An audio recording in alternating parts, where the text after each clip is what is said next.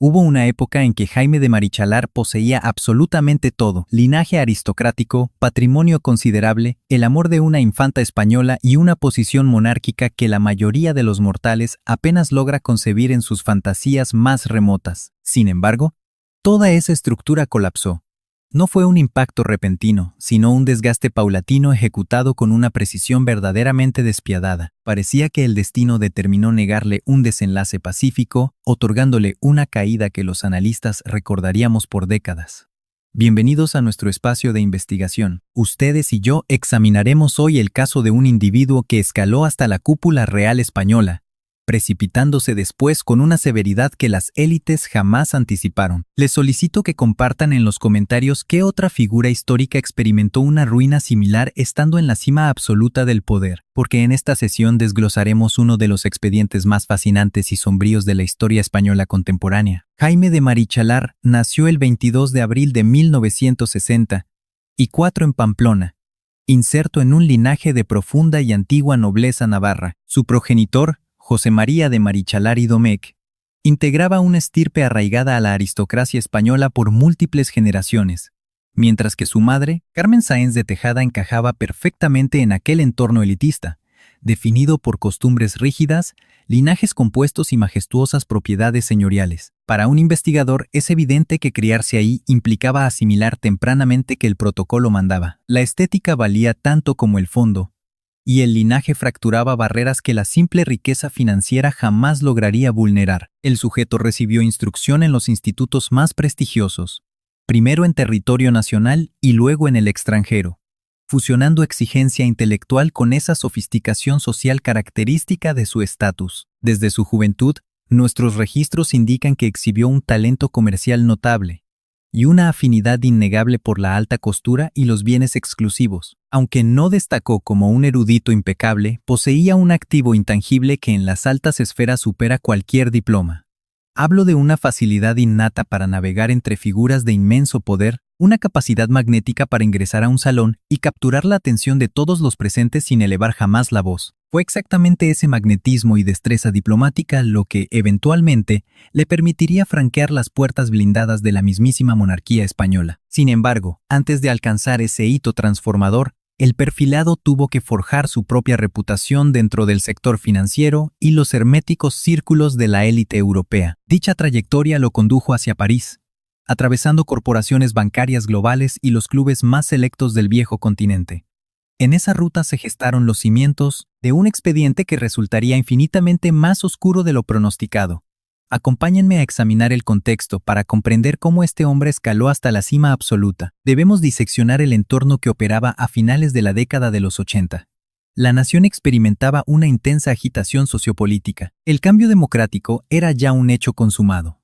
El territorio sumaba una década integrado a la estructura continental, y la capital atravesaba una metamorfosis cultural tan radical que proyectaba una sensación de posibilidades ilimitadas. La cúpula social madrileña interactuaba fluidamente con capitales extranjeros, creadores y especuladores que acumularon fortunas súbitamente. En este ambiente tan volátil, los herederos de nobleza con aspiraciones globales desempeñaban un rol estratégico en la transferencia de poder. Según nuestros datos, Jaime laboró un tiempo en París dentro de la banca Rothschild, un pilar legendario en la arquitectura financiera del continente. Ese cargo no representaba un simple adorno profesional. Constituía un pasaporte de confianza absoluta capaz de otorgarle acceso a cualquier metrópoli financiera. Dicha institución no reclutaba novatos al azar. Pertenecer a sus filas probaba haber sobrevivido auditorías, superado controles corporativos estrictos y confirmado una agudeza financiera óptima para maniobrar entre lobos de Wall Street y Europa. El sujeto retornó a España con el prestigio indudable de un expatriado exitoso, habiendo soportado el nivel de presión de una entidad histórica. Instalado en la capital, orquestó meticulosamente una red de influencias que unía facciones opuestas, la élite tradicional y los magnates corporativos emergentes. En nuestros registros consta que dominaba ambos sectores con una destreza que causaba profundo respeto y, en ciertos grupos, un recelo silencioso aunque palpable. Poseía una diplomacia impecable. Pulía su aspecto obsesivamente y dominaba el arte del diálogo, asegurando que sus interlocutores siempre desearan prolongar la interacción. Nuestro perfil psicológico no lo ubica como un orador explosivo ni alguien de afirmaciones teatrales. Funcionaba como un receptor estratégico, alguien que soltaba la interrogante perfecta en la fracción de segundo indicada, logrando que su contacto creyera haber protagonizado el intercambio más brillante de su agenda semanal. Ocurrió bajo ese marco de cumbres privadas, banquetes a puerta cerrada y recepciones exclusivas de la oligarquía en Madrid, donde la identidad de Jaime empezó a resonar dentro de las mismas órbitas frecuentadas por los herederos del rey Juan Carlos I. En ese periodo, la nación operaba bajo una corona moderna reinstaurada en 1975, tras el deceso del general Francisco Franco. La institución monárquica era analizada con una combinación de asombro, intriga y un respeto cívico que la población ibérica había cultivado hacia la dinastía de los Borbones a lo largo del proceso transitorio. Ambas infantas representaban activos mediáticos de alto valor.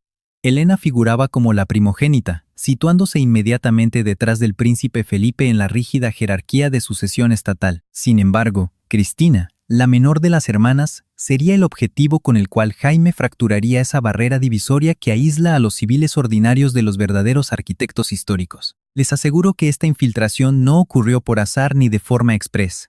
Requirió años de aproximaciones calculadas, tácticas en recintos deportivos y galas de beneficencia. Una conexión que maduró lentamente, pero cuya consolidación terminó detonando un sismo en la prensa aristocrática española, con una magnitud que nuestras previsiones jamás calcularon. Cristina de Borbón y Grecia, nacida el 6 de junio de 1965, era biológicamente un año menor que él. Los informes diplomáticos europeos la perfilaban como una figura sumamente autónoma, dada de inquietudes académicas reales y un nivel de hermetismo que chocaba drásticamente con la visibilidad mediática de Elena. Nuestros archivos detallan que estudió Ciencias Políticas en la Universidad Complutense madrileña, obteniendo posteriormente un posgrado estratégico en Relaciones Internacionales avalado por la Universidad de Nueva York. Esto le estructuraba un historial formativo contundente y una visión global que escaseaba severamente entre los integrantes de las monarquías continentales correspondientes a su época. Contrario a los mitos románticos que solemos desmentir, la vinculación entre ambos sujetos no detonó como un impacto pasional dentro de un palacio bañado en oro. Como investigadores sabemos que los primeros registros de sus encuentros ocurrieron navegando a vela, ambos practicaban esta disciplina asiduamente. Un elemento clave en la cultura estival de la élite española, principalmente en Palma de Mallorca, residencia vacacional de los monarcas. Analíticamente, este deporte lograba disolver las jerarquías sociales de manera temporal, creaba un entorno donde primaba la destreza marítima, anulando el protocolo de salón. Nuestros reportes confirman que Jaime era un navegante sumamente capaz. Las dinámicas de alta exigencia deportiva generan vínculos muy distintos a los salones formales. Observamos cómo esos contactos casuales maduraron gradualmente hacia un trato continuo. Sus círculos sociales comenzaron a integrarse, las conversaciones se volvieron profundas. Como analistas, identificamos un punto ciego temporal donde ambos dejaron de ser solo conocidos, la amistad mutó en romance. Para la corona española, que una infanta se vinculara con la nobleza local de alto perfil resultaba una estrategia sumamente conveniente. Los matrimonios estrictamente dinásticos llevaban décadas extintos dentro del ecosistema de las monarquías europeas contemporáneas. Sin embargo, la institución monárquica jamás fue indiferente al linaje y la reputación de los posibles candidatos. Jaime aportaba estatus, rigor académico y trayectoria global. Lo más crucial para nuestra evaluación histórica, proyectaba una solidez y distinción que tranquilizaba enormemente a los altos mandos encargados de aprobar su ingreso familiar. La relación se formalizó cautelosamente. Este es el protocolo estándar en esferas donde la discreción total opera como una norma estricta e inquebrantable. Al momento de emitirse el comunicado oficial del compromiso, nuestras métricas muestran una aprobación social generalizada. La narrativa mediática perfilaba a Marichalar como un individuo emprendedor. Operando astutamente dentro de los márgenes de su clase privilegiada, se le consideraba a alguien que superó el mero conformismo de su estirpe, forjando un perfil financiero y profesional propio. Aquí es donde quiero que analicemos juntos. Bajo esa fachada prístina, se ocultaban severas tensiones estructurales que todos decidieron ignorar. Detectamos enormes fracturas y contradicciones latentes que el escrutinio del tiempo terminaría exponiendo con una frialdad verdaderamente implacable. El enlace ocurrió el 4 de octubre de 1997, en la Catedral de la Almudena de Madrid, un recinto con apenas 4 años desde su consagración por Juan Pablo II. Históricamente, esa fecha específica acarreaba un peso simbólico enorme. La catedral capitalina más imponente, de reciente apertura, validaba la unión institucional entre la Casa Real y la aristocracia navarra. El archivo visual dio la vuelta al globo. Las bodas reales funcionan estructuralmente como un poderoso escaparate mediático internacional, sirven como postales diplomáticas, condensando estratégicamente la imagen de prosperidad y estabilidad que una nación entera intenta proyectar al exterior. Cristina portó un diseño de Lorenzo Caprile. Para los historiadores de la moda, este modisto se volvería después una figura absolutamente central. Jaime, rígidamente uniformado, materializaba con precisión clínica las expectativas institucionales construidas durante todo el periodo de cortejo y escrutinio social. Los registros muestran a una dupla equilibrada y atraída. Incluso nosotros, los analistas más escépticos del fenómeno social, tuvimos que admitir que superaba la simple conveniencia. Juan Carlos I y la reina Sofía lideraron el acto. Exhibieron la estricta contención emocional y sobriedad institucional requerida por la jefatura del Estado en público. Desde una óptica histórica, para un monarca que pilotó la transición democrática durante 20 años de reinado continuo, esto significaba mucho. El matrimonio de su hija constituía una victoria estratégica, tanto en la intimidad como dinásticamente. Cristina fue la segunda descendiente en casarse. Nuestros archivos indican que Elena se había casado antes con Jaime de Urdangarín. Permítanme corregir mis apuntes. El esposo de Cristina fue Jaime de Marichalar, mientras que Elena desposó a Jaime de Urdangarín. Como investigadores notamos que esa homonimia fue instrumentalizada por la prensa amarillista para sembrar constante confusión entre sus audiencias menos analíticas. Esa fecha marca un punto de inflexión. Marichalar abandonó su perfil de banquero aristócrata para asumir formalmente la compleja figura de consorte de una infanta. Se le invistió como vizconde de Marichalar. Y aunque nuestro análisis del protocolo real español confirma que los consortes carecen de funciones oficiales, ustedes y yo podemos ver cómo su exposición en actos, retratos oficiales y giras institucionales le otorgó un nivel de visibilidad mediática sin precedentes en el país. Establecieron su base operativa en Madrid. Comenzaron a estructurar una rutina que equilibraba la densa agenda de la corona con el desarrollo de sus carreras profesionales. Marichalar mantuvo ciertos vínculos financieros, pero el verdadero eje de su proyección pública migró velozmente hacia un ecosistema completamente inexplorado para él. Hablamos del estricto mundo de las relaciones públicas. Y fue justamente en ese terreno donde nuestro equipo identificó las primeras y sutiles anomalías estructurales de la pareja. La etapa inicial del matrimonio estuvo dominada por los nacimientos y el entorno doméstico. Su primogénito, Pablo Nicolás, nació el 6 de diciembre de 1998. Después documentamos a Juan Valentín el 29 de febrero del 2000, Miguel el 20 de abril del 2001 e Irene, la menor, nacida el 5 de junio de 2005. 4 herederos en menos de 8 años cimentaban el perfil de una unidad doméstica que, externamente, cumplía a la perfección con la rigurosa narrativa de solidez institucional y estabilidad que la corona exigía mantener ante la opinión pública. No obstante, nuestra investigación demuestra que la dinámica real tras esa fachada mediática era abrumadoramente más compleja. Los perfiles psicológicos indican que Marichalar era alguien habituado a dominar la atención en su entorno de élite, imponiendo sus cronogramas y ejecutando resoluciones de forma totalmente autónoma. Pero asumir la figura de consorte real lo sometió a un algoritmo distinto. Aquí no lideraba la narrativa. Quedaba relegado a una estricta función de escolta institucional. Y para cerrar este análisis, pregúntense, él ya no dictaba la agenda, solo la acataba.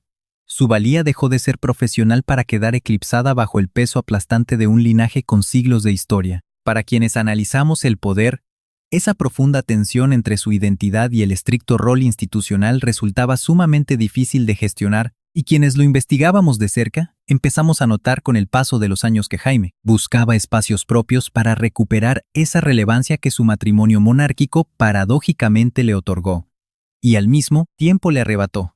Se volvió una figura pública mundial simplemente por caminar junto a otra persona, y clínicamente hablando, para alguien con su temperamento e historia, mantener ese frágil equilibrio durante mucho tiempo resultaba insostenible. Su vínculo con la alta costura y el sector del lujo, previo a sus nupcias, se intensificó drásticamente durante aquel periodo. Colaboró con firmas internacionales, operó en eventos textiles y ocupó la primera fila en desfiles de las marcas europeas más exclusivas. Este perfil mediático lo adentraba en un terreno que no coincidía en absoluto con la sobriedad que la monarquía española exigía al esposo de una infanta, pero tampoco era abiertamente incompatible con esas estrictas normas no escritas que regían el comportamiento de la familia. Lo que sí empezó a generar una profunda incomodidad dentro de la corona fue documentar cómo Jaime construía su propia marca pública, manejando tiempos y estrategias completamente individuales y apariciones mediáticas que a menudo chocaban con la agenda de la Casa Real. No era un escándalo público ni había guerras abiertas, pero diagnosticamos una grieta enorme entre las rígidas exigencias del protocolo y lo que él deseaba personalmente. Y ustedes y yo sabemos que, cuando estas fracturas institucionales no se manejan a tiempo, se expandió silenciosamente en las sombras, hasta que aquella crisis estructural dejó de ser un secreto para dominar absolutamente todos los titulares de la prensa española. El primer punto de quiebre en nuestros archivos sobre Jaime de Marichalar ocurrió en 2007, detonando de una forma que resultó extraordinariamente devastadora, exactamente porque atacó el activo más vulnerable de cualquier figura mediática, su propia salud. Durante enero, los informes médicos confirmaron que Jaime sufrió un infarto mientras esquiaba en Baqueira, Beret, el exclusivo refugio de invierno en los Pirineos, donde la realeza española establecía habitualmente su campamento vacacional. A sus 42 años, el diagnóstico causó un genuino impacto nacional. Hasta ese reporte clínico, el país entero jamás había percibido al esposo de la infanta Cristina como un hombre frágil o expuesto a semejante grado de vulnerabilidad física. Logró sobrevivir al colapso, reapareciendo ante la prensa con el semblante pálido de alguien que acaba de recibir un ultimátum biológico fulminante, pero que sobrevivió al abismo. Sin embargo, lo que nuestro análisis extrae de esto, más allá del simple expediente clínico, es que Jaime de Marichalar llevaba años operando bajo una presión asfixiante que su cuerpo finalmente le facturó. La frenética agenda de la aristocracia, los viajes constantes, la constante vigilancia mediática y las crisis privadas ocultas bajo aquella impecable fachada institucional formaban un cóctel tóxico que ningún perfilador serio podría pasar por alto. Justo ese mismo año, y casi en paralelo con su compleja rehabilitación tras el fallo cardíaco, nuestras fuentes confirmaban cómo se disparaban los rumores en torno al inminente colapso marital de Jaime y la infanta. En los despachos más cerrados de la corona, la duda ya no era si había una fractura interna, sino qué magnitud tendría el escándalo mediático al detonar públicamente. Los investigadores del comportamiento aristocrático mapeamos un cambio innegable, aunque el aparato de relaciones públicas de Zarzuela mantenía un mutismo absoluto y calculado. El golpe institucional llegó en noviembre de 2007. Revisamos el histórico comunicado donde la Casa Real finalmente anunciaba la separación de la infanta Cristina y Jaime. El texto era brevísimo, diseñado con la misma precisión quirúrgica que distingue las maniobras monárquicas para soltar datos sin dejar huecos al análisis o al escándalo. 10 años exactos después del enlace en la catedral, la pareja que vendió al país entero una supuesta modernidad aristocrática impecable, fracturaba su contrato matrimonial definitivamente. El público consumió la noticia con sorpresa, y esa amarga certeza de comprobar que las vitrinas institucionales, por más blindadas que parezcan, siempre terminan rompiéndose. Las redacciones enteras dedicaron semanas a desmenuzar las variables psicológicas, a auditar el archivo en busca de microseñales de tensión y a lanzar teorías analíticas sobre «pero prepárense». Lo que descubrimos después rebasó por completo las proyecciones más extremas que cualquier investigador real pudo haber trazado durante aquel lejano 2007. El divorcio reconfiguró el estatus de Marichalar dentro del intrincado tablero de poder español, provocando un daño colateral que él mismo tardó en procesar.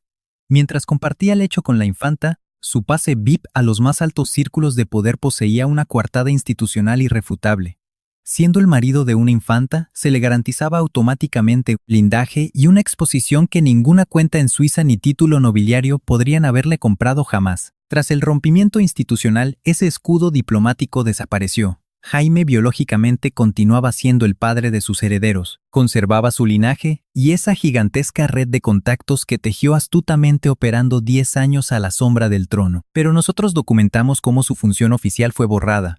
Ya no figuraba en la postal monárquica ni se le convocaría jamás a ningún protocolo de Estado. Fue purgado de la narrativa oficial que la corona diseñaba minuciosamente para vender su imagen al extranjero. Amaneció convertido, bajo nuestra fría óptica analítica, en un exconsorte marginado, una figura sumamente tóxica para los organigramas reales, ya que arrastra esa extraña maldición de pertenecer y ser repudiado simultáneamente, estar condenado a la memoria. Sobrevivir como un fantasma en los bordes de un imperio del que jamás logrará desvincularse. En nuestras auditorías posteriores vemos su intento desesperado por reinventarse y lanzar una narrativa independiente. multiplicó agresivamente sus lazos empresariales en la industria de la alta costura e inundó los cócteles de la alta sociedad intentando consolidarse como el dandy definitivo, un noble sofisticado operando por fin bajo sus propias reglas. Como analistas, veíamos que esta estrategia era comprensible, pero tenía una falla estructural que podíamos identificar rápidamente. Se basaba en su urgencia por demostrar que aún tenía relevancia. Y en nuestro campo sabemos que esa necesidad visible genera justo el efecto contrario. La prensa española comenzó a seguirlo con una atención muy distinta a la que analizábamos cuando aún era el consorte real. Antes, veíamos que sus apariciones recibían una cobertura de crónica social muy respetuosa. Ahora, entrábamos en una fase de escrutinio mediático implacable, esa mirada dirigida a quienes caen de posiciones elevadas, donde observamos cómo la curiosidad periodística se mezcla peligrosamente con un evidente morbo público. Jaime lo sabía perfecto, y esa conciencia de ser analizado bajo una lupa tan distinta sumaba una enorme capa de presión psicológica a un escenario que ya catalogábamos como sumamente complejo. Evaluemos el contexto. Sus 4 hijos con la infanta Cristina crecían en un entorno peculiar. Eran los nietos del mismísimo rey de España, hijos de padres separados, con un hombre que luchaba desesperadamente por mantener relevancia en un sistema que, según nuestros análisis, ya no lo necesitaba igual. La dinámica familiar continuó con los acuerdos típicos de una separación civilizada, propios de los perfiles de alto nivel que solemos estudiar, pero el contexto no era ordinario. Ustedes y yo veremos cómo estas consecuencias estallarían después, de formas que ni los especialistas más experimentados logramos anticipar. Durante los años posteriores a la ruptura, empezamos a documentar las dimensiones más ocultas y complejas en la personalidad de Jaime de Marichalar. Ya sin el escudo del protocolo real y sin la obligación de ajustar cada evento público a los estrictos intereses de la corona, notamos que Jaime comenzó a mostrarse mucho más libre al hablar, al fijar posturas y al tomar nuevas decisiones de vida. Desde nuestra perspectiva analítica, esa nueva libertad tenía aspectos muy positivos, pero también abría la puerta a errores estratégicos y excesos que antes bloqueaba la maquinaria mediática de la Casa Real. Una de las transformaciones de perfil que más nos llamó la atención fue su sorpresivo acercamiento al arte y a la cultura de vanguardia. Registramos cómo empezó a frecuentar galerías, coleccionar arte contemporáneo y proyectarse públicamente como un hombre con un gusto estético sumamente sofisticado y muy heterodoxo. Esta táctica le ganó bastante admiración dentro del circuito artístico de Madrid, permitiéndole construir una identidad pública completamente distinta, mostrándose mucho más creativo y menos predecible que el clásico aristócrata tradicional que sus apellidos y su propio historial indicaban. Sin embargo, como expertos notábamos que esta reconfiguración de imagen cargaba con un nivel de artificio bastante evidente, una fachada tan calculada que, como observadores críticos, no tardamos absolutamente nada en evidenciar. Su discurso mediático se volvió mucho más polémico. Al analizar las diversas entrevistas que concedió durante esos años, vimos que Jaime abordaba su matrimonio con una franqueza inusual para un perfil que pasó 10 años entrenándose en el estricto arte del silencio institucional. No lanzó bombas mediáticas, pero sus palabras tenían tanta ambigüedad que permitían múltiples lecturas.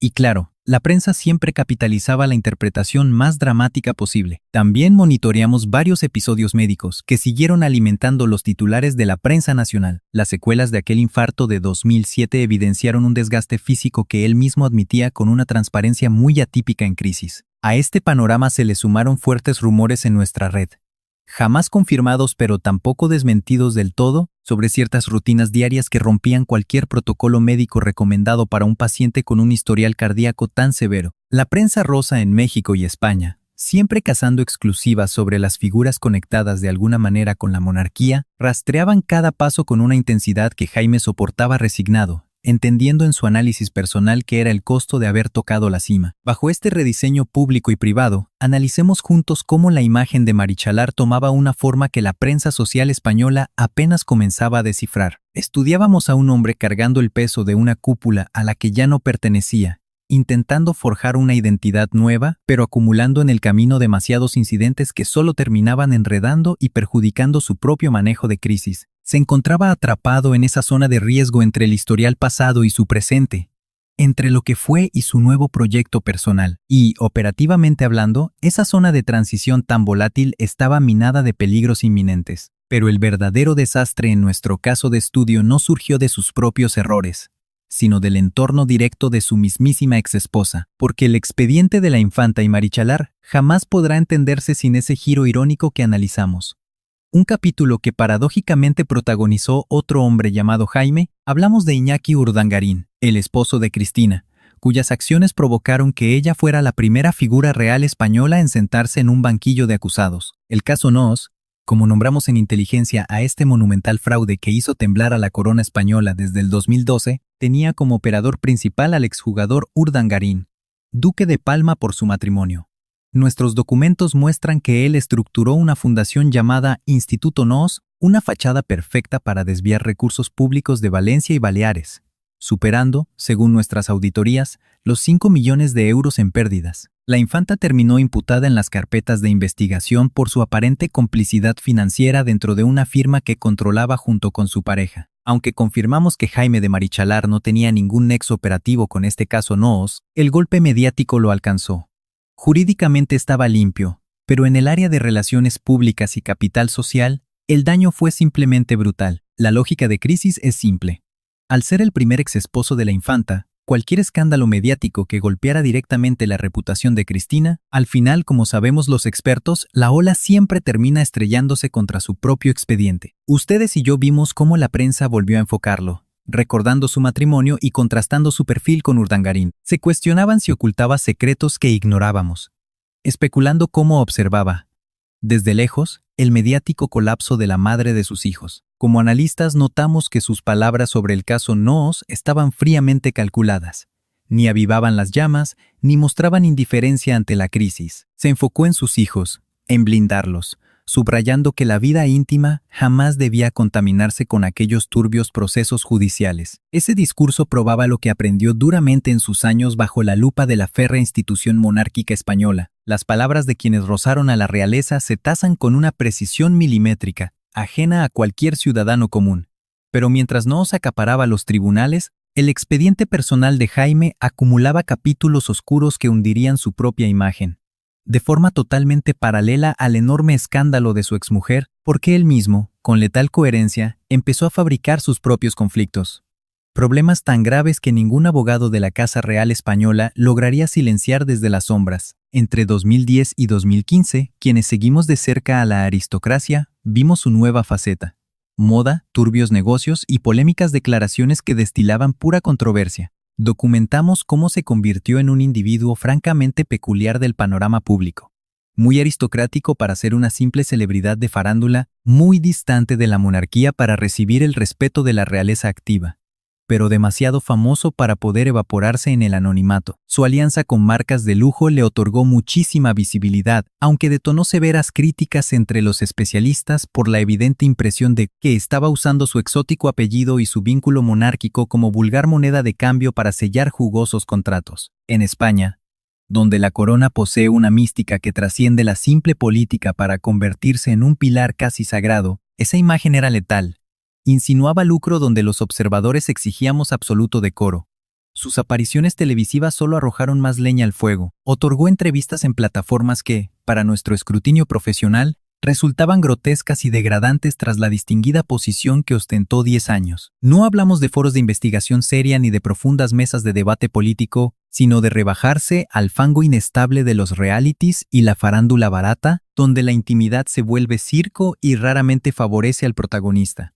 En una charla que encendió las alarmas del gremio, Jaime desnudó sus emociones con una crudeza que nos desconcertó incluso a quienes estudiamos su perfil por años. Confesó su soledad, lo duro de reinventarse tras ocupar una cima tan exclusiva, lidiando con fallas propias y ajenas. En otro escenario, estas confesiones habrían despertado empatía, pero al diseccionar exactamente quién era este individuo y la avalancha de escándalos que arrastraba consigo, desataban una extraña fusión de repulsión y morbo que definía a la perfección cómo el ojo público ibérico consumía su trágica figura. Sus herederos crecían en paralelo. Ver a esos jóvenes en eventos formales junto a la infanta Cristina era un frío recordatorio de que, tras los titulares, los negocios turbios y la prensa amarillista, existía una familia real con sangre y abolengo, con monarcas absolutos por abuelos y un linaje que la historia solo terminaría enredando. Jaime seguía siendo, frente a nuestros microscopios, el padre de 4 nietos del rey. Esa marca lo ató eternamente a un relato colosal que él mismo, francamente, nunca tuvo capacidad de dominar. El 2014, analicémoslo juntos, fracturó la biografía de Marichalar y cambió para siempre el rumbo institucional de la Casa Real Española. Ese junio, el rey Juan Carlos I anunció su abdicación cediendo el trono a Felipe. Públicamente fue un impacto total. Sin embargo, quienes monitoreamos las entrañas de Zarzuela sabíamos bien que el monarca llevaba meses arrastrando un severo desgaste institucional, tanto en salud como en su decadente imagen. Una avalancha de escándalos sepultó la credibilidad monárquica, un daño que sus estrategas consideraban irreversible. El expediente no sangraba públicamente, claro, pero nosotros documentamos otras crisis igual de tóxicas, como aquel desastroso safari en Botsuana del 2012. Mientras España colapsaba económicamente, el rey disparaba, provocando una furia social abrumadora, pero totalmente predecible en un país con el desempleo al 25%. La foto del rey cazando elefantes, mientras millones de familias perdían casa y empleo, fue el balazo letal que fulminó una reputación forjada por décadas. Los expertos vimos cómo la abdicación de Juan Carlos y el ascenso de Felipe VI trituraron el poco estatus que aún conservaba Marichalar. Si sus lazos reales ya pendían de un hilo tras divorciarse de Cristina en 2007, este rudo relevo en la monarquía terminó por exiliarlo al ostracismo absoluto. Felipe VI era su antiguo cuñado. Un hombre con quien alguna vez brindó en la intimidad, pero con el que jamás consolidó lazos de lealtad. Ahora, ese individuo comandaba el Estado español, transformado en el celoso guardián de una corona que urgía desinfectarse de los escándalos. El nuevo soberano ejecutó purgas inmediatas al tomar el mando. Ustedes recordarán la más fulminante: arrancarles el tratamiento de Alteza Real a Cristina e Iñaki Urdangarín, castigándolos por su tóxico proceso judicial. Semejante maniobra, blindada por una frialdad institucional quirúrgica, detonó fuertes réplicas sísmicas en todo el círculo periférico de esa apestada rama familiar, arrastrando consigo a Jaime de Marichalar.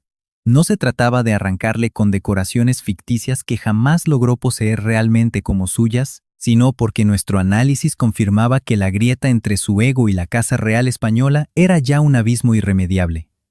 Presenciamos un tajo lapidario. Eso que los analistas veíamos como una pausa táctica, un limbo mediático a la espera del perdón real, se transformó de golpe en un destierro definitivo. La purga era oficial. Marichalar fue borrado del expediente histórico de la corona.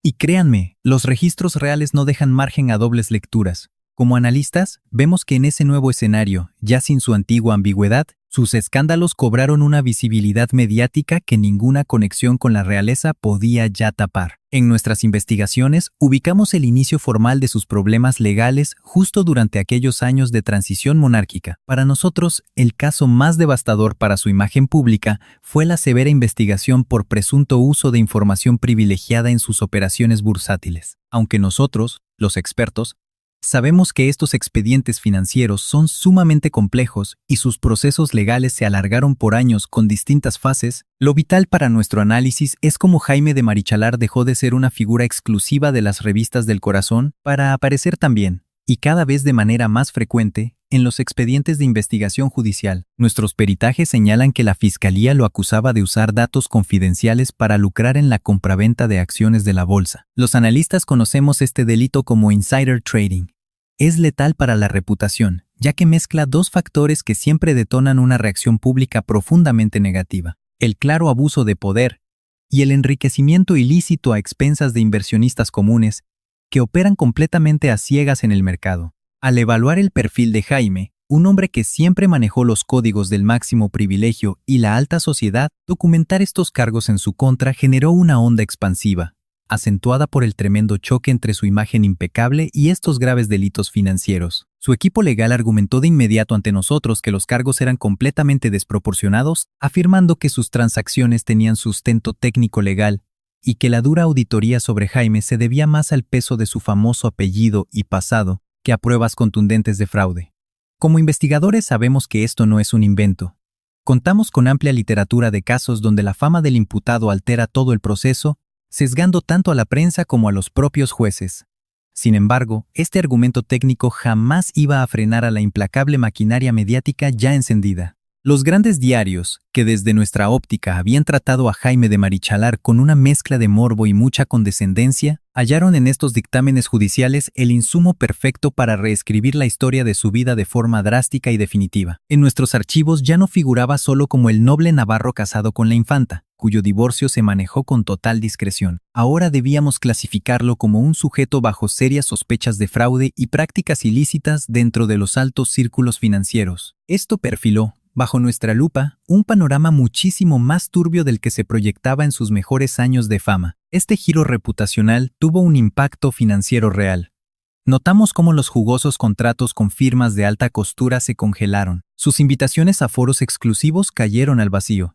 Vimos cómo las alianzas clave que tejió minuciosamente por años empezaron a marcar esa distancia táctica y silenciosa, pero brutal, que los grandes corporativos siempre aplican cuando un socio estratégico se convierte, de pronto, en un activo tóxico. Ustedes y nosotros sabemos bien algo.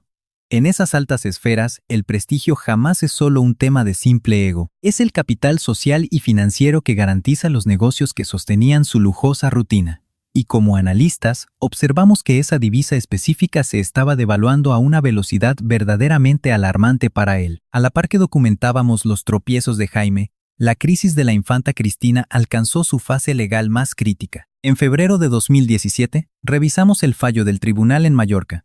La histórica sentencia del caso Noos. Los registros indican que Urdangarín recibió 6 años y 3 meses de cárcel por delitos de fraude, malversación, tráfico de influencias y cohecho. Nuestros reportes confirman que Cristina pagó 265.000 euros de multa por evasión fiscal mediante Aisun, la firma operada junto a Urdangarín. Registramos esto como un precedente inaudito en España.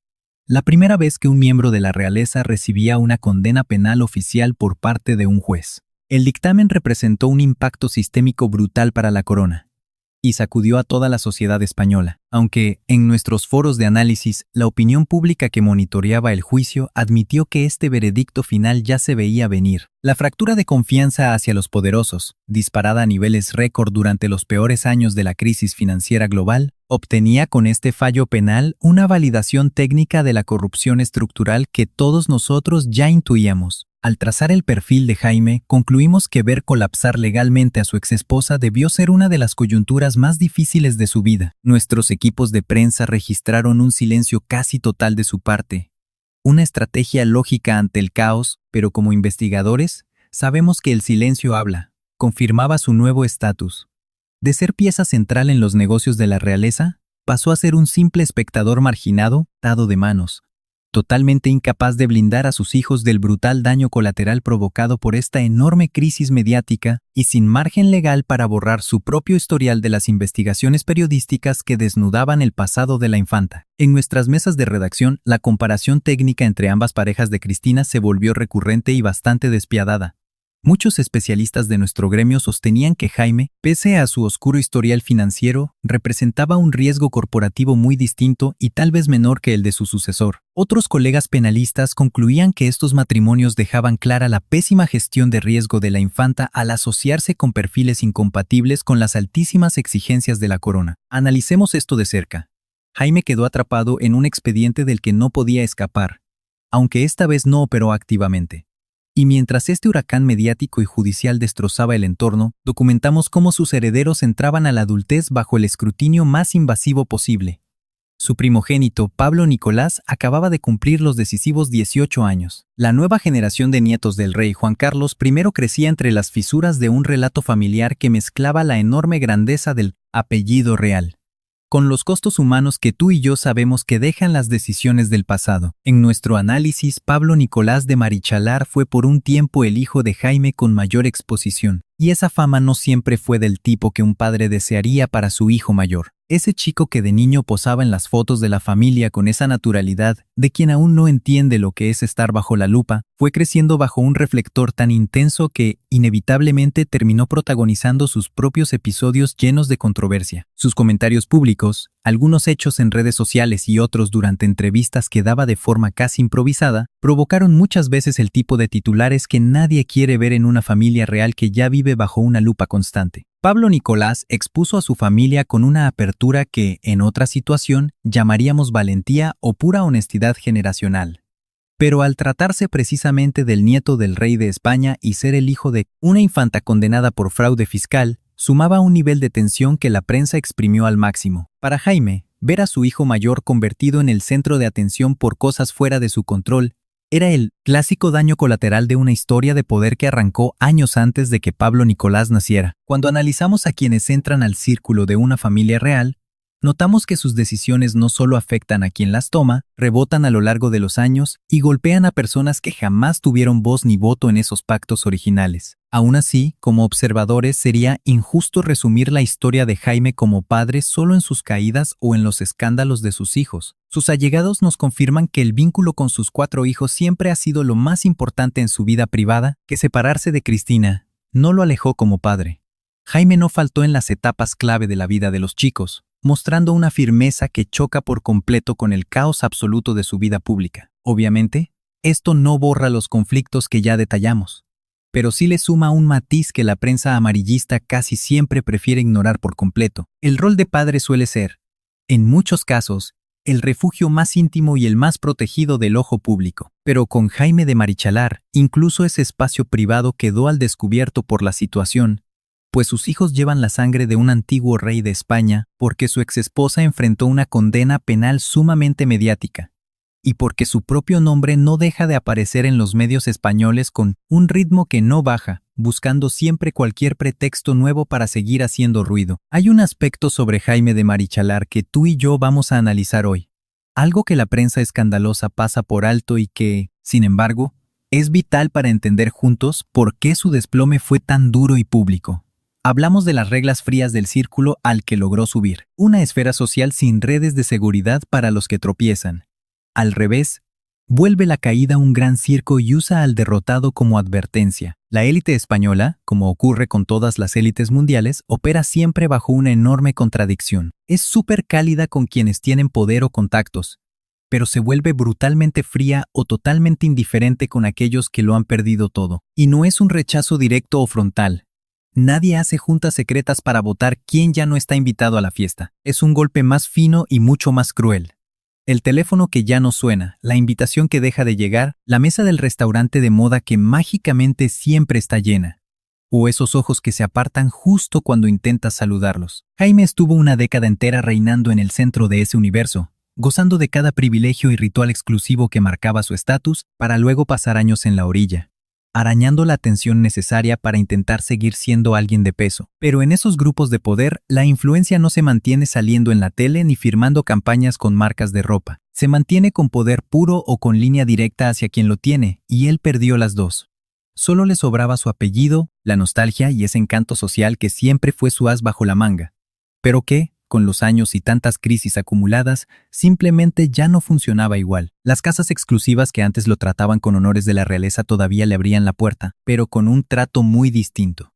Esa amabilidad obligada para alguien que fue grande y no quieres insultar, pero que francamente ya no aporta nada. Vivir este exilio social en cámara lenta cobra una factura mental tremenda que jamás vas a leer en las revistas, pero que, como analistas sabemos si la gente que lo sufre confirma, es un tipo de pérdida que te rompe la brújula por completo. No es un choque violento frente a todos, sino el desgaste silencioso de saber que tu identidad dependía de un mundo elitista que hoy te da la espalda. Y Jaime tuvo que tragar este golpe bajo los reflectores mediáticos, haciéndole totalmente imposible sanar esa humillación a solas. En los años posteriores al polémico fallo del caso Noos, la imagen de Jaime de Marichalar sufrió un reinicio que no le quedó de otra más que aceptar, ya sin la pesada sombra legal que hundía a su exesposa. Y arrastrando sus propios pleitos en los tribunales a medio resolver, Jaime buscó reinventarse una vez más. Ahora su movida apuntaba directo a lo cultural y a los medios. Entró de lleno a opinar en espacios públicos sobre asuntos que rebasaban los simples chismes del corazón, abarcando desde la política económica hasta la cultura española actual, pasando por reflexiones críticas sobre su identidad nacional y el futuro de sus instituciones. Como analistas, vemos que esta faceta de comentarista tenía algo muy real. Jaime había forjado una experiencia y una visión nada comunes a lo largo de los años. Conocía las entrañas de una institución irrepetible. Se había movido por los círculos financieros y culturales más herméticos de Europa. Así que sus opiniones aportaban datos que realmente valía la pena escuchar. Pero aquí, usted y yo debemos ser objetivos. Su historial pesaba tanto que nadie escuchaba sin prejuicios. Cuando una figura pública envuelta en serias acusaciones sobre el uso de información privilegiada da lecciones de ética financiera, o cuando alguien cuya familia política terminó condenada por corrupción se pone a analizar la política, la falta de credibilidad mancha por completo su mensaje. No siempre es justo, claro, porque los delitos de terceros no te hacen culpable por asociación. Sin embargo, para los investigadores es un estigma que resulta casi imposible de ignorar. Revisando sus entrevistas de esa época, notamos a un hombre que relataba su propio pasado con una distancia enorme. A ratos parecía profunda sabiduría, y a ratos una total desconexión. Contaba detalles de sus días con la familia real, usando el tono de alguien que repasa una vida pasada, como si esos años dorados le hubieran ocurrido a un completo extraño que ya desapareció. Como especialistas entendemos ese alejamiento como un mecanismo de defensa mental muy válido. Pero en la televisión española de esos días, donde el morbo y el drama vendían más que el análisis profundo, mantener esa postura era casi imposible sin proyectar una imagen de frialdad o absoluta ceguera personal. Al estudiar estas apariciones, una cosa queda evidente. Jaime de Marichalar aún no construía un relato sólido sobre su identidad. Le faltaba esa pieza clave que le diera sentido a su caótica trayectoria. Aún intentaba encontrar su propio hilo conductor. Una perspectiva donde su biografía tuviera algo de lógica entre tantos escándalos mediáticos y episodios aislados. Y esa búsqueda tan evidente terminó siendo la parte más sincera de su expediente. Existe una gran interrogante que cualquier experto que haya investigado el caso de Jaime de Marichalar se plantea en algún punto. La historia se habría reescrito si él hubiera tomado caminos distintos durante esas etapas tan críticas, y si hubiera dominado mejor su papel como consorte. Si hubiera mantenido un perfil bajo, esquivando esos oscuros negocios que solo lograron despertar las alarmas de los investigadores. ¿Qué habría pasado si hubiera filtrado mejor sus entrevistas y los círculos de poder que frecuentaba justo después de firmar el divorcio? Es una duda válida, pero como analistas sabemos que tiene trampa. Asume erróneamente que su caída fue solo el resultado de malas decisiones personales, cuando los datos muestran que fue aplastado por estructuras de poder superiores. Ninguna estrategia individual, por brillante que fuera, habría logrado frenar ese impacto por completo. El hermético sistema de la corona española, mezclando una alta exposición pública con profundas sombras institucionales, simplemente no contempla rutas de escape dignas para los consortes una vez que el matrimonio colapsa. Los manuales no incluyen un protocolo para los ex. No hay cargos, ni estrategias a seguir. De un día para otro, eres expulsado de un mundo que te marcará para siempre. En nuestros estudios, vemos que Jaime sufría la misma falla del sistema que otros exmiembros de las realezas europeas, figuras que alguna vez entraron al palacio deslumbrados por las altas expectativas y terminaron desterrados, por fuerza o por gusto, cargando unos cuantos privilegios y demasiadas heridas imposibles de borrar. Lo que hace fascinante este expediente es que su despido chocó de frente con una crisis histórica para la monarquía española. Un choque que disparó daños colaterales que en cualquier otra década habrían pasado desapercibidos. Pero aquí es donde usted y yo debemos mirar la paradoja de cerca. Los datos prueban que Jaime nunca fue una simple víctima del sistema. Ejecutó movimientos en su contra. Buscó reflectores que terminaron destrozando su poca credibilidad. Se metió de lleno en redes financieras altamente sospechosas para las autoridades. Y abrió la boca cuando callar era la mejor defensa. Ese choque entre los vacíos del sistema y sus pésimos cálculos personales es lo que vuelve este análisis tan valioso. Su biografía, repleta de fallas, es material puro para cualquier investigador. Con el paso de los años, el perfil que quedó archivado en la mente del público fue el de un sujeto que casi tocó la cima, pero que, por una mezcla de pésima suerte, su mal carácter y un pésimo clima histórico, lo perdió todo. Nunca fue el clásico villano, pero tampoco un mártir que mereciera compasión. Era una figura mucho más compleja y terrenal que esas simples etiquetas de tabloide. Hablamos de un estratega que entró a un juego de altísimo nivel sin saber leer las cartas, perdiendo la partida de una forma tan catastrófica que la gente seguiría recordando su caída, incluso cuando los expedientes exactos de sus escándalos quedaran enterrados. El vínculo de Jaime de Marichalar con el país y su propio archivo de imagen pública se quebró en los años posteriores a la salida de Juan Carlos I. Ya con Felipe VI, tomando el control absoluto de la corona y una institución desesperada por vender una fachada de total limpieza tras tantas auditorías, el terreno para los viejos protagonistas de los escándalos se fue cerrando por simple lógica. La nación necesitaba limpiar su historial. y aquellos rostros vinculados a los casos más oscuros del pasado generaban un rechazo muy difícil de ocultar. Y aquí, usted y yo podemos ver cómo Jaime enfrentó este exilio desde un ángulo que era, operativamente, el peor escenario posible. Su peso político ya no daba para incluirlo en la limpia versión oficial de la nueva corona, pero tenía demasiados lazos internos como para lograr armar una figura civil completamente independiente. Su expediente no mentía. Seguía siendo el padre de los nietos del rey emérito, el exesposo de una infanta. El tipo plantado en las fotos oficiales durante 10 años. Esos nexos no se borran jamás. Se quedan fosilizados, y esa huella inamovible es lo que vuelve todo tan perturbador. Sus apariciones públicas comenzaron a ser escasas y calculadas. Como analistas, notábamos su evidente cansancio ante los reflectores, la fatiga de quien ha vivido demasiados años bajo nuestra lupa, empezando a valorar el anonimato como su mayor tesoro. Ustedes y nosotros notamos el cambio. Dio menos entrevistas, midió sus palabras y mantuvo un perfil bajísimo comparado con años previos. En nuestro gremio, interpretamos este silencio como señal de que Jaime por fin había asimilado esa dura lección de vida, que buscar visibilidad a cualquier costo es una estrategia suicida que siempre termina destruyendo a quien la ejecuta. Los colegas más escépticos argumentaban que este perfil discreto era solo la consecuencia lógica de haber agotado su valor mediático, que la prensa rosa simplemente había dejado de acosarlo con aquella intensidad abrumadora, no por un cambio suyo, sino porque la audiencia le dio vuelta a la página. Una lectura cruda, pero muy fundamentada, porque los expertos sabemos que el circo mediático en España obedece a sus propios ciclos comerciales, sin importar los méritos o defectos de sus protagonistas. Lo indudable es que Jaime de Marichalar, ya en sus 50, no era aquel aristócrata novato que tocó las puertas del palacio con sonrisa perfecta y un currículum prefabricado. Como cronistas notamos que los años, sus crisis de salud, el divorcio y nuestra vigilancia extrema dejaron huellas imborrables.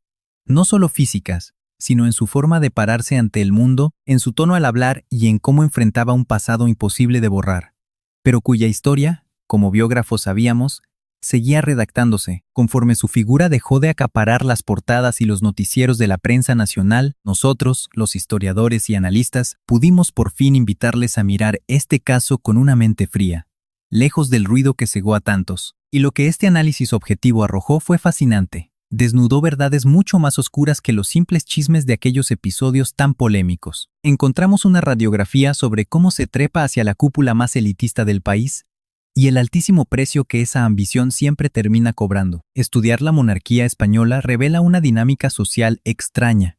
Es una mezcla muy tóxica donde la devoción del pueblo choca de frente con el resentimiento, donde chocan la admiración absoluta y la desconfianza total, generando hacia estos personajes de sangre azul una tensión brutal, un péndulo entre idolatrarlos y buscarles el más mínimo error con lupa para poder destruirlos. Nosotros documentamos cómo Jaime soportó cada maldita variante de esa presión pública a lo largo de toda su trayectoria. Lo aplaudieron al ascender, lo vigilaron en la cima y lo condenaron al caer. Para nosotros los sociólogos, su caso desnuda a la sociedad tanto como a él. Vimos un país que fabricó con pura euforia la ilusión de una corona muy moderna y que, al notar las primeras fracturas, atacó con una furia desmedida. Un castigo proporcional a su decepción colectiva y producto evidente de una crisis mucho más profunda, donde la gente usó estos tropiezos reales para vomitar frustraciones que nada tenían que ver con los acusados. En nuestras investigaciones comprobamos que Marichalar se volvió un poderoso símbolo. Su expediente resume perfectamente el gran colapso social de principios de siglo, la podredumbre de las élites, la pérdida de fe en las instituciones y el colapso de supuestos modelos de triunfo que resultaron ser un castillo de naipes. Como especialistas confirmamos que él jamás provocó esta decadencia, pero su exposición pública fue tan intensa que terminó coronándolo, casi por accidente, como el mártir perfecto de esta época oscura. Al redactar esta crónica, sus hijos ya son jóvenes forjando su propio destino, pero arrastran el yugo de un apellido compuesto que los ancla irremediablemente a dos mundos opuestos, el peso histórico de la realeza y el legado de un padre que intentó desesperadamente dejar de ser solo la sombra o el simple exesposo de una infanta. Llegados a este punto, ustedes y nosotros debemos preguntarnos, ¿fue un rotundo fracaso o un acto torpe de dignidad? Es un gran debate abierto sin una sola respuesta correcta. Biográficamente, su expediente sigue abierto.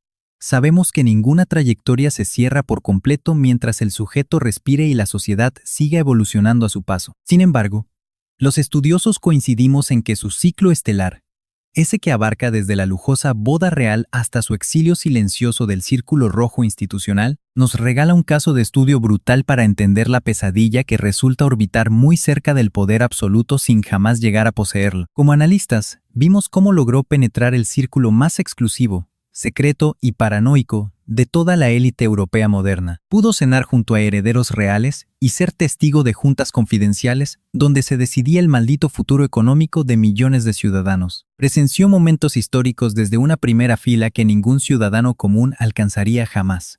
Y a pesar de su acceso envidiable, comprobamos que nunca movió los hilos. Concluimos que fue un simple peón, un adorno que la monarquía usó como estrategia de relaciones públicas, sin integrarlo jamás a su verdadero núcleo de operaciones secretas. En el ajedrez político, ser ese trofeo brillante pero descartable es, estadísticamente, el papel más humillante que alguien puede jugar frente al sistema. Un dictador derrotado enfrenta el exilio, pero saboreó el control total. En cambio, quien solo es un títere ni siquiera puede presumir la tragedia de haber sido despojado. Sin embargo, el infiltrado frustrado carga una cruz psicológica doble. Rozó la gloria y fue marginado.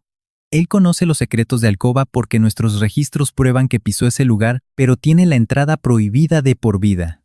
Si limpiamos su expediente del amarillismo barato y prejuicios éticos, nos topamos con un arco fascinante. Es una biografía puramente trágica. No lo calificamos como un simple derrumbe mediático que pudo esquivarse, sino un callejón sin salida diseñado por él mismo. Vimos a un sujeto brillantemente armado, con talentos natos para devorarse las altas esferas sociales de su época. Identificamos que esas mismas armas, su carisma, la ambición y su urgencia de reflectores fueron las que terminaron hundiendo su descenso. Documentamos el peso de esa corona inalcanzable, la cacería de la prensa rosa atacando desde todos los frentes, y unos hijos criados en un laboratorio sociológico y familiar sin ningún precedente. Como especialistas, ustedes y nosotros vemos a un país que lo admiró, lo juzgó, lo olvidó a medias y hoy vuelve a recordarlo. Esto construye un caso histórico que España guardará en su memoria colectiva. Nosotros no lo evaluamos como un ejemplo a seguir o una simple advertencia moral. Lo estudiamos como lo que es, la radiografía exacta de una época, de una clase social y de un sujeto que vivió con cada intensidad y contradicción que su contexto histórico le permitió. Y para quienes analizamos estos casos, quizá eso baste para que la historia merezca contarse.